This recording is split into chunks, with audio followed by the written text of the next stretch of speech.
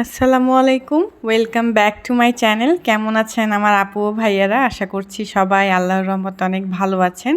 আমিও আপনাদের সবার দোয়ায় ভালো আছি। তো সকালবেলায় ঘুম থেকে উঠে ক্যামেরাটা অন করে নিলাম। আজকে হচ্ছে বাসাটা একটু ক্লিন করব, তাই ভাবলাম আমি ক্যামেরাটা অন করে আমার আপু ভাইয়াদের সাথে একটু শেয়ার করি। তো এই যে প্রথমে আমি হচ্ছে এই যে বাবু এই চিপসের প্যাকেট ট্যাকেট ফেলেছে, এগুলো উঠিয়ে নিচ্ছি। তারপরে যে পাটিটা ভাঁজ করে নিচ্ছি। আসলে ছোট বাচ্চার ঘর তো প্রতিদিন পরিষ্কার করার পরও হচ্ছে গিয়ে নোংরা করে, কিছুই করার নাই। এখানে চিপসের প্যাকেট, ওইখানে বিস্কিটের প্যাকেট, যখন যা খায় এখানে সেখানে ফেলে। বুঝাই মাঝে মধ্যে যে ডাস্টবিনে ফেলবে, তারপরও বুঝেন আর কি। তো এই যে বাসাটা এখন ক্লিন করছি। এখন এই যে আমি টেবিলের ক্লোথটা উঠিয়ে আমি মুছে তারপর আবার ক্লোথটা বিছিয়ে দিব। ফার্নিচার মোটামুটি 2-3 দিন পরপরই মোছা হয়, তো তেমন একটা ধুলোবালি পড়ে না। তো এই যে আমি মুছে নিলাম। এখন হচ্ছে সোফাগুলো মুছে আমি শলা দিয়ে ঝেড়ে নিব।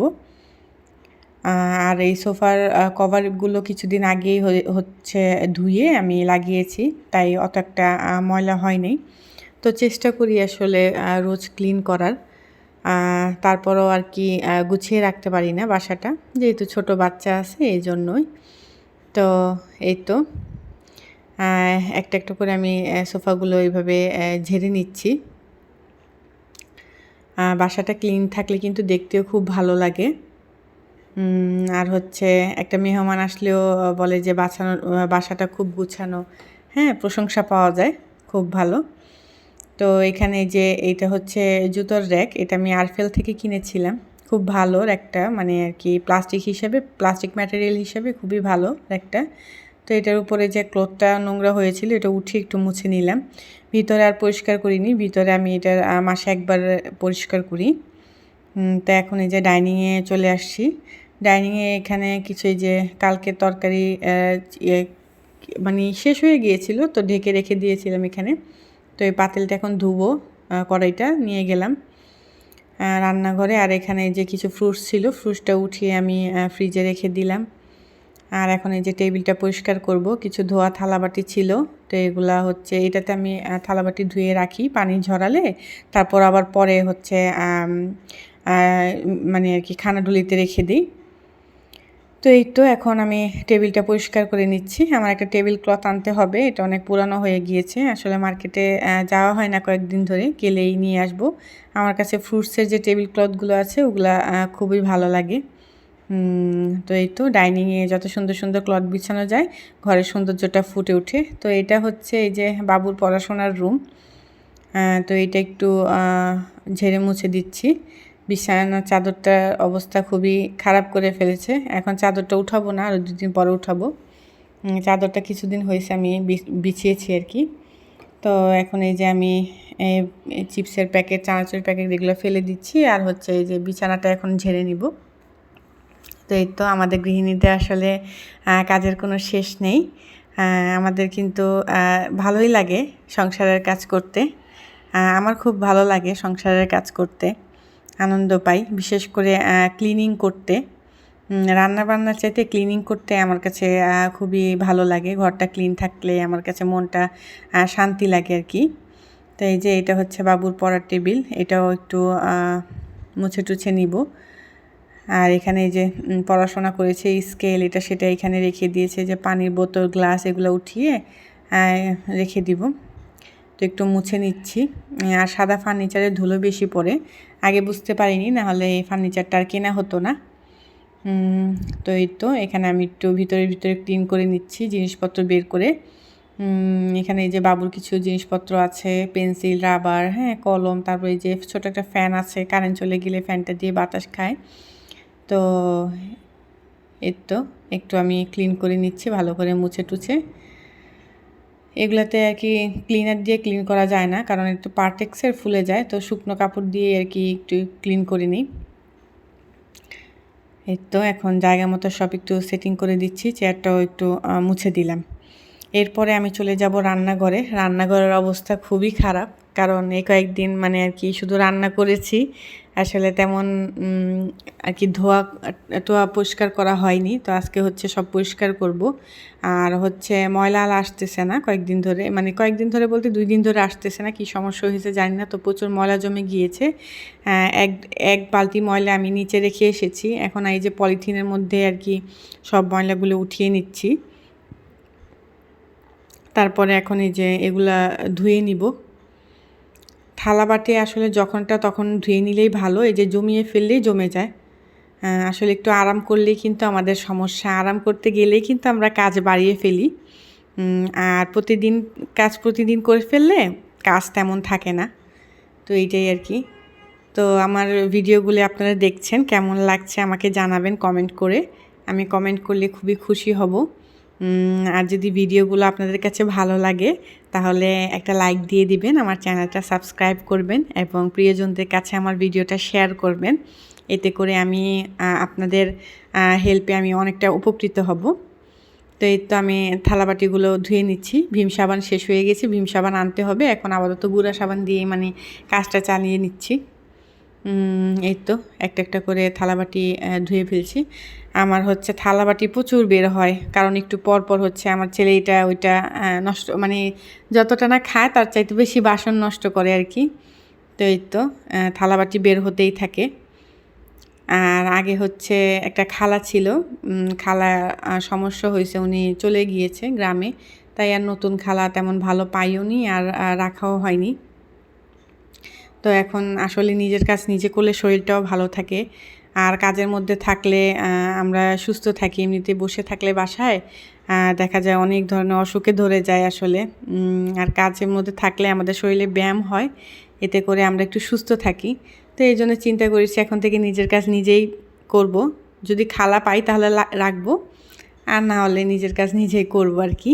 কিছুই করার নাই আর কি, হেল্পিং হ্যান্ড একজন থাকলে খুব ভালো হয়। তো এই যে আমি এগুলো একটা একটা করে ধুয়ে নিচ্ছি। তো এগুলো তো আসলে রোজকারই কাজ, রোজই এগুলা কাজ করতে হয়, ডেইলি রুটিন আমার। তো এই তো এগুলো থালাবাটি ধুয়ে দেখেন কতগুলো থালাবাটি হয়েছে। থালাবাটি ধুয়ে আমি এক সাইডে রেখে দিয়েছি, এখন চুলাটা মুছে নিব। এই চুলাটা এই যে মুছে নিচ্ছি আমি ভিজা কাপড় দিয়ে, সাইডে সাইডে করে মুছে নিচ্ছি। এই চুলার আশেপাশে কিন্তু প্রচুর ময়লা জমে, যেহেতু রান্না করা হয়।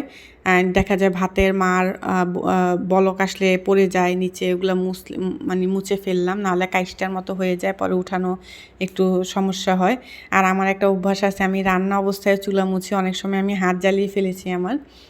এটা খুবই খারাপ অভ্যাস, জানি না আপনাদের আছে কি না। রান্নার সময় আমি চুলা মুছতে থাকি, তো এটা ভালো না, অভ্যাসটা খুবই খারাপ। তো এই যে আমি এগুলো ভালো করে মুছে নিচ্ছি। এখন হচ্ছে সিঙ্কটা আমি হচ্ছে সাবান দিয়ে ভালো করে মেজে নিব। তো এই যে এই হ্যান্ড ব্রাশটা আমি এনেছিলাম, খুবই ভালো, এতে করে সিঙ্কটা ভালো করে আর কি পরিষ্কার হয়। হাত দিয়েও করা যায় আর কি, এটাতে করলে আর কি হাতটা আর কি ইউজ করা লাগে না, আর এটা দিয়ে সুন্দর করে ডলা যায়। এটাকে বেসিন ব্রাশই বলে, মানে বেসিন ধোয়ার ব্রাশই এটা। তো সিঙ্কও ধুতে পারবেন আপনারা। অনেক খোঁজার পরে আমি আরএফএল এটা পেয়েছিলাম, তো খুবই ভালো প্রোডাক্টটা। তো এই যে দেখেন সিঙ্কটা একদম চকচকে হয়ে গেল। আসলে রান্নাঘর পরিষ্কার থাকলে কিন্তু দেখতে ভালোই লাগে, আর পরিষ্কার পরিচ্ছন্ন থাকলে অনেক কিছু রান্নাঘরে করতে ইচ্ছা করে, মানে রান্নাবান্না করতে ইচ্ছা করে। আর রান্নাঘর যদি একদম অপরিষ্কার থাকে তো কিন্তু ভালো লাগে না। আর সিঙ্কটা আমি চেষ্টা করি সবসময় পরিষ্কার রাখার। এই যে সিঙ্কের নিচের অংশটা, এখানে আমি কোনো কাজ করি না সাধারণত, তারপরে দেখা যায় সিঙ্কের পানিটা যেহেতু এখান থেকে যায় তাই একটু ময়লা পড়ে আর কি। তো এটাও আমি সবসময় ব্রাশ দিয়ে একদম ধুয়ে ডলে চকচকা করে রাখি। তো এই যে ভালো করে সাবান দিয়ে ধুয়ে ডলে ডলে পরিষ্কার করে নিচ্ছি। কর্নারগুলো বেশি করে ডলছি, কারণ কর্নারে একবার ময়লা জমে গেলে পরে উঠানো একটু সমস্যা হয়ে যায়, যেহেতু এগুলা তেলের মানে তেলের কি বলে চিকনা যেগুলো আর কি, কাইসটা যেগুলোকে বলে তেল কাইসটা আর কি। তো এগুলো এই যে আমি ভালো করে ডলে ডলে নিচ্ছি। এই যে দেখেন কর্নারের ময়লাটা উঠতেছেই না, অনেকক্ষণ ধরে ডলতেছি, এটা হাত দিয়ে উঠানো ছাড়া সম্ভব না। তো পরে ওইটা উঠিয়ে ফেলবো। তো কিছু কাজ আসলে হাত লাগাতেই হয়, ব্রাশ দিয়েও হয় না। তো এই তো এখন এই যে আমার এটা একদম চকচকে হয়ে গেল। এরপরে দেখেন কতগুলো থালা বাটি এই যে মেজে আমি রেখে দিলাম, এগুলো পানি ঝরলে তারপর হচ্ছে আমি উঠিয়ে রাখবো। আর এই যে রান্নাঘর একদম এখন চকচক করতেছে, দেখতেও খুব সুন্দর লাগতেছে। এই যে দেখুন সিঙ্কটাও সুন্দর লাগতেছে। আমি এখানে যে পাপোশ বিছিয়ে দিয়েছি যাতে করে মানে রান্নার সময় পানি টানি পড়লে যাতে পাপোছে পড়ে আর জায়গাটা যাতে স্যাঁতস্যাঁতে না হয়, এই কাজটা আমি সবসময় করি। কিচেনের নিচে একটা পাপোশ বা যে কোনো একটা কাপড় দিয়ে রাখি, আপনারাও দিয়ে রাখবেন, দেখবেন অনেক ভালো লাগে। পাটা ভিজা ভিজা হয় না আর রান্নাঘরটাও স্যাঁতস্যাঁতে হয় না। তো এতে এখন আমি হচ্ছে পুরো ঘরটা ঝাড়ু দিয়ে নিব। ঝাড়ুটা সুন্দরভাবে দিলে কিন্তু অত ভালো করে মোছা লাগে না, ঝাড়ুটাই আসলে মেন। ভালো করে একদম কর্নার কর্নার করে ঝাড়ু দিলে সুন্দরভাবে পরে আর বেশি ডলাডলি করে মুছতে হয় না। তো এই যে আমি হচ্ছে ভালো করে ঝাড়ু দিয়ে দিচ্ছি সব রুমগুলো, তারপর ডাইনিং ড্রয়িং এগুলো সব ঝাড়ু দিয়ে দিচ্ছি। আর বারান্দা আমি আগেই ঝাড়ু দিয়ে বেলচাতে উঠিয়ে নিয়েছি, ওইটা আর দেখাই নেই। বারান্দা তো প্রচুর ময়লা হয়, কারণ এখন হচ্ছে বৃষ্টি হচ্ছে রেগুলার। এখন মুছে যাব, কিছুক্ষণ পরেই আবার পানি দিয়ে পুরোটা ভিজে যায়। তো বারান্দা হচ্ছে কিছুক্ষণ পরপরই মুছতে হয়। এই যে আমার ঝাড়ু দেওয়া শেষ, আমি ওই যে বেলচাতে ময়লাগুলো উঠিয়ে নিলাম। এই তো এখন আর বেশি কাজ নাই, শুধু ঘরটা মুছলেই হবে। ঘরটা মুছবো আর কাপড়টা ধুবো, তারপর গোসল করে ফেলবো, এই তো কাজ।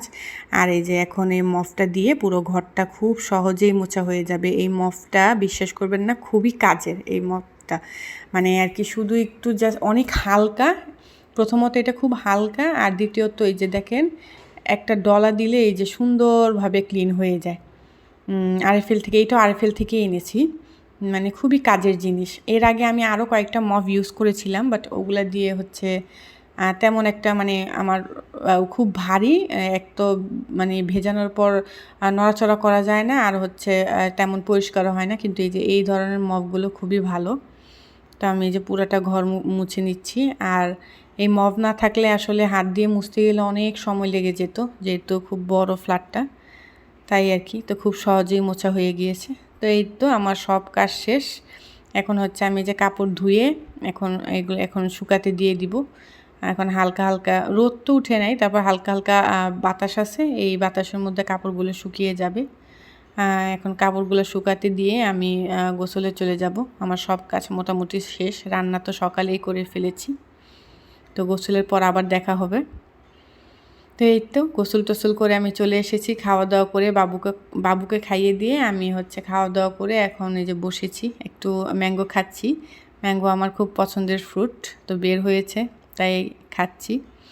তো এই ছিল আমার আজকের ব্লগ। যদি আমার ব্লগগুলো ভালো লাগে প্লিজ একটা লাইক দিয়ে দিবেন। তো নেক্সট ব্লগে আপনাদের সাথে আবার দেখা হবে। ততক্ষণ পর্যন্ত ভালো থাকবেন, সুস্থ থাকবেন, আমার জন্য দোয়া করবেন।